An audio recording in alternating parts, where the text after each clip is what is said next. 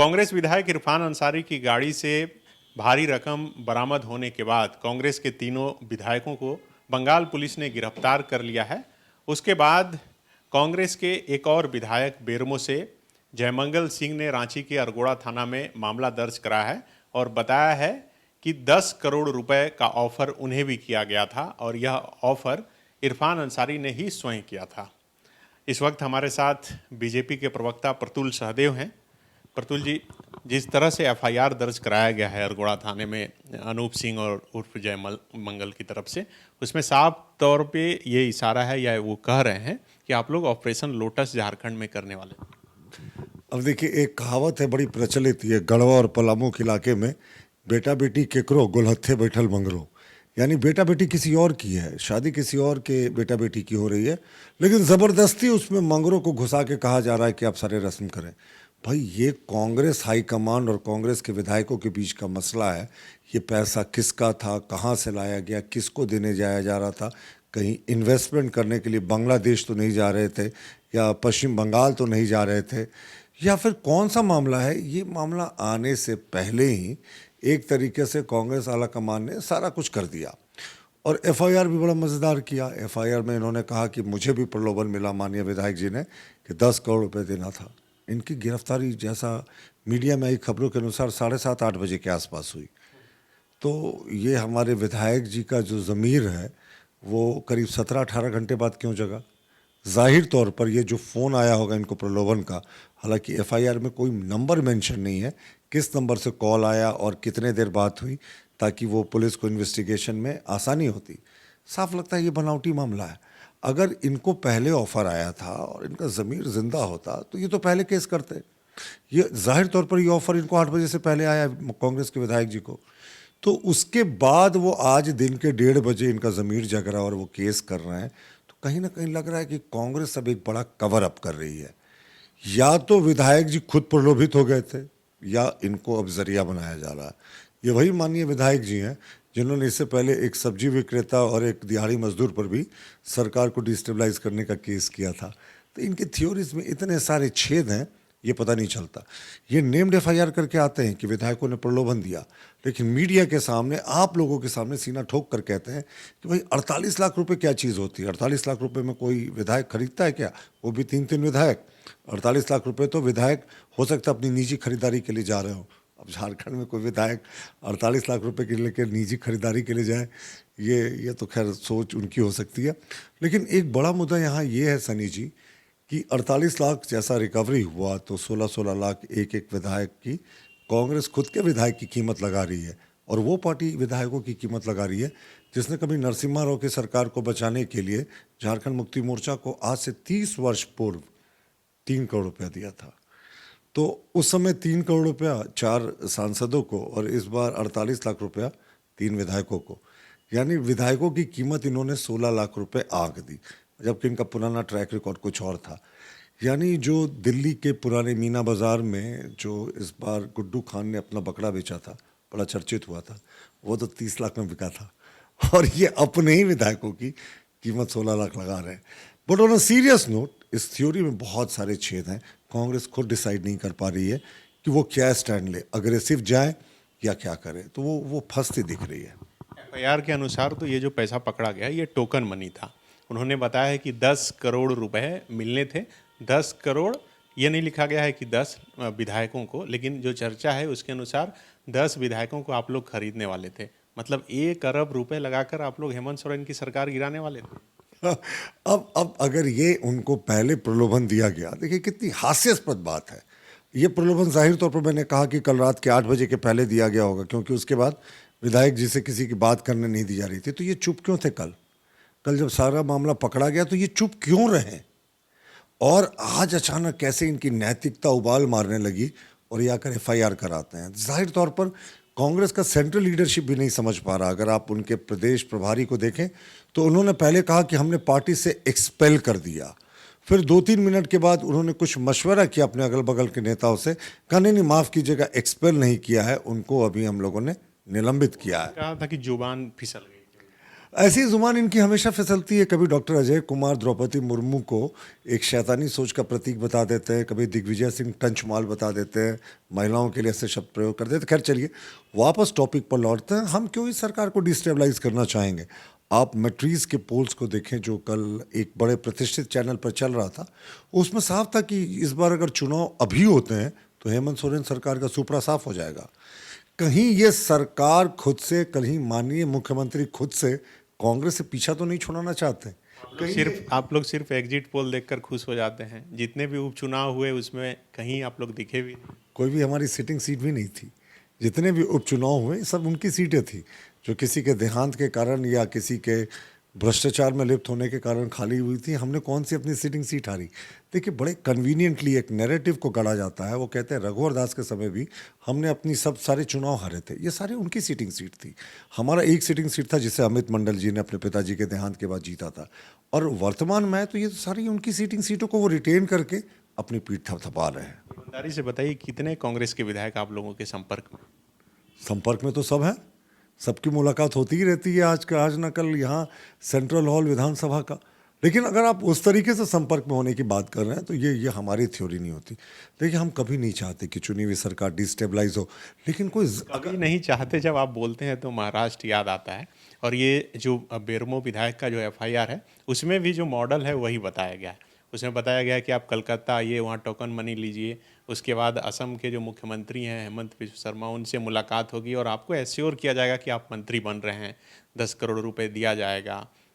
उन्होंने यहाँ तक लिखा है कि इरफान अंसारी को पैसा मिल चुका है और वो स्वास्थ्य मंत्री बनने वाले हैं। देखिए माननीय विधायक जी की जो एफआईआर है वो हमें वेद प्रकाश शर्मा जो बड़े अच्छे लेखक थे, बड़े अच्छे उपन्यासकार थे, उनकी पटकथा को याद दिलाता है। ऐसी काल्पनिक घटनाओं पे आधारित ये घटनाएं ऐसी होती तो वैसी होती। ये गुवाहाटी तक चले गए, बीजेपी के टॉप सेंट्रल लीडरशिप तक चले गए, कोई ठोस प्रमाण इन्होंने नहीं दिया। और ये सरकार अगर सच में सीरियस होती तो 3 राज्यों से जुड़ा मामला है, असम से जुड़ा मामला है उनके अनुसार, वेस्ट बंगाल से जुड़ा मामला है, झारखंड से जुड़ा मामला है, तो एक स्टेट की पुलिस को 3 स्टेट की पुलिस के साथ कोऑर्डिनेट करना होगा इन्वेस्टिगेशन में, जो बहुत मुश्किल होता है। इन्हें परमिशन लेनी होती है। तो आप क्यों नहीं किसी केंद्रीय एजेंसी से जांच की मांग करते? केंद्रीय एजेंसी को तो किसी परमिशन की आवश्यकता नहीं होती। गेंद आपके पाले में आ जाए। नहीं, हमारे पाले में नहीं आया। अब सीबीआई का डायरेक्टर को सुप्रीम कोर्ट के चीफ जस्टिस भी उस कमेटी में होते हैं जो अपॉइंट करती है। तो ये कांग्रेस वाली सरकार, विपक्ष बोलती है। विपक्ष तो ऐसे ही कहती है। अब उनको शायद अपना पुराना ट्रैक रिकॉर्ड याद आ जाता कि पिंजड़े में क्या तोता कहा तो सुप्रीम कोर्ट ने सीबीआई को उनके टेन्योर में, हमारे टेन्योर में नहीं। लेकिन लौटते हैं वापस। 1 अरब खर्च करके इस सरकार को गिराने की बात है। सच में वेद प्रकाश शर्मा जी भी आज बड़े खुश हुए होंगे जहाँ भी हैं कि ऐसी काल्पनिक स्टोरी तो शायद उन्होंने भी कभी नहीं लिखी। और कोई भी आप देखेंगे ठोस प्रमाण नहीं है। गुवाहाटी की चर्चा है, कब मुलाकात हुई, कब होगी, ये कुछ चर्चा नहीं है। दिल्ली के टॉप लीडरशिप की चर्चा है, कौन लोग हैं, कहाँ लोग हैं, ये क्यों लिखने में रुक गए। और इसके अतिरिक्त किस नंबर से कॉल आया इनको बुलावे के लिए, उसका जिक्र ही नहीं है। जबकि आमतौर पर पुलिस का इन्वेस्टिगेशन सीडीआर से, कॉल डिटेल रिकॉर्ड से शुरू होता है। तो कॉल डिटेल रिकॉर्ड का तो इन्होंने कहीं चर्चा ही नहीं है। क्या पुलिस क्या इन्वेस्टिगेट करेगी? सिर्फ अनूप सिंह जी ने कहा कि मुझे अमुक व्यक्तियों ने संपर्क करके कहा, कब संपर्क किया, किस तारीख को संपर्क किया, वो गोल कर गए।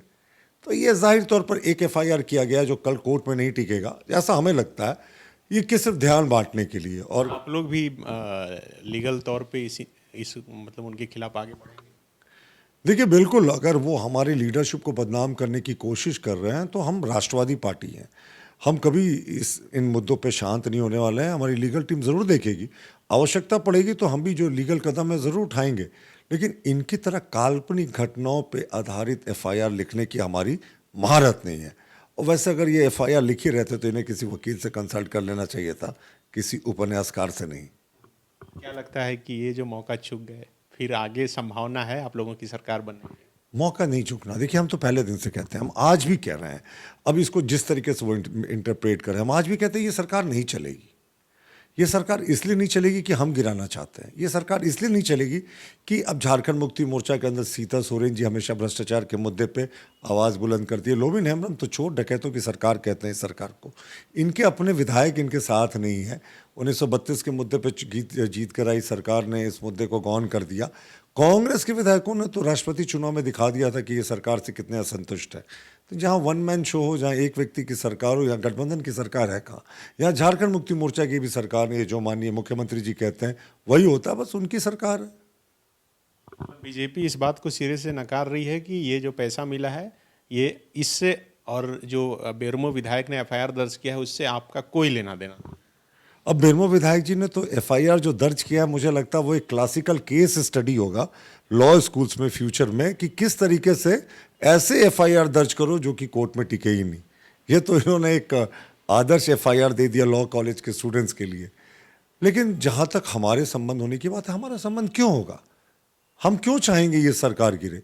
ये सरकार इतनी अनपॉपुलर सरकार है कि मुझे नहीं लगता कि हमारे जीवन काल में झारखंड मुक्ति मोर्चा को दोबारा सरकार बनाने का मौका मिलेगा। लेकिन आप लोग भी हमेशा खामोश क्यों हो जा रहे हैं? पिछली बार जब कोतवाली थाने में मामला दर्ज कराया था अनूप सिंह ने, क्या एक आप यहाँ पर सरकार हेमंत सोरेन की सरकार है, आप लोग विपक्ष में हैं, विपक्ष के होने के नाते क्या आपने कभी फॉलो अप किया, कभी उस मुद्दे को उठाया कि भाई केस दर्ज हुआ था, क्या उसमें चार्जशीट हो पाया या नहीं हो पाया? नहीं, देखिए ये आपका कहना सही है, लेकिन उस समय हम लोगों ने इस बात को उठाया था कि एक दिहाड़ी मजदूर है, एक फल उसी समय उठाया, चूंकि आप लोग ऐसा लग रहा है कि मिले हुए थे इसलिए सभी चुप हो गए। सरकार ने चार्जशीट क्यों नहीं किया समय पे? ये तो सब जग मैं पूछ रहा हूँ तब। नहीं, ये जग जाहिर बात है। उन्हें बेल इसी ग्राउंड पे हुआ था कि समय पे चार्जशीट नहीं हुआ।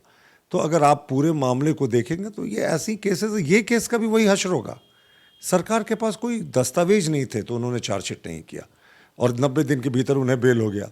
इस बार तो इन्होंने जो विधायकों पे आरोप लगाया है, और जहाँ तक सूचना है वो शायद उन्हें पुलिस हिरासत में लेकर जेल भी भेजे जाने की तैयारी या भेज दिया गया है। तो अब ये भी ज़्यादा दिन नहीं टिकेगा। अगर ये सीरियस होते तो ये नंबरों के साथ एफआईआर दर्ज करते। इस नंबर से कॉल आया और ये जो पैसे का प्रलोभन था, ये गुवाहाटी के तार, ये जाके दिखाते कि कैसे गुवाहाटी कनेक्शन इस्टेब्लिश हो रहा है। ये हवाबाजी है। अब सबको पता है कि राज्य में क्या चल रहा है, ईडी किन किन लोगों को बुला रही है। तो ये सारा कुछ ध्यान हटाने के लिए, एक नई चर्चा की शुरुआत करने के लिए ये सारा कुछ हो रहा है। क्या लगता है कि इरफान अंसारी को ट्रैप किया गया? नहीं, ये तो अब इन्वेस्टिगेशन का मामला है। अब पुलिस ने एफआईआर दर्ज कर लिया। अब कुछ भी कहना इन्वेस्टिगेटिंग एजेंसी के कार्य में दखल देना होगा, जो शायद जेएमएम और कांग्रेस आदतन करती है, पर हम कानून मानने वाली पार्टी के लोग हैं। अब इस पर टिप्पणी करना उचित नहीं है। लेकिन एफआईआर में इतने छेद हैं कि इरफान अंसारी जी को तो ऐसे ही लगता है कि रिलीफ मिल जाएगा। शायद कांग्रेस जानबूझकर अपने विधायकों के साथ ऐसा सलूक कर रही है कि, और ये देखिए सबसे बड़ी बात जो आज तक किसी का इस पर ध्यान नहीं है, तीनों विधायक अल्पसंख्यक हैं, 2 क्रिश्चियंस हैं, 1 मुस्लिम्स हैं।